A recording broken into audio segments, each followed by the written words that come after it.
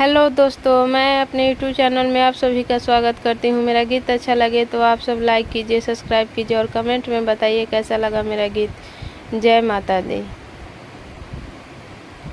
छना छना बदलेलु रूप ये मैया शारदा भवानी। छना छना बदलेलु रूप ये मैया शारदा भवानी। जब मैया पेन्हली लाली रंग चुनरिया, जब मैया पेन्हली लाली रंग चुनरिया, धइलेली दुर्गा के रूप ये मैया शारदा भवानी।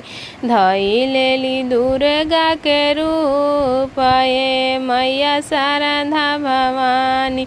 छना छना बदलेलु रूप ये मैया शारदा भवानी। छना छना बदलेलु रूप ये मैया शारदा भवानी।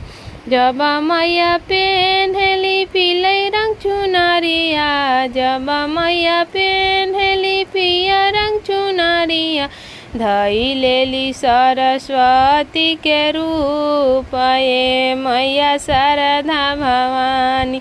धइलेली सरस्वती के रूप ये मैया शारदा भवानी।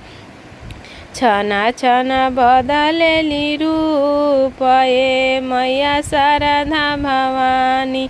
छना छना बदलेली रूप ये मैया शारदा भवानी। जब मैया पेन्हली उजर रंग चुनरिया, जब मैया पेन्हली उजर रंग चुनरिया, धइलेली गंगा के रूप ये मैया शारदा भवानी।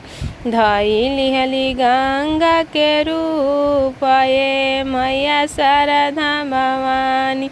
छना छना बदलेली रूप ये मैया शारदा भवानी। छना छना बदलेली रूप ये मैया शारदा भवानी। जब मैया पेन्हली काली रंग चुनरिया, जब मैया पेन्हली काली रंग चुनरिया, धइलेली कालिका के रूप ये मैया शारदा भवानी।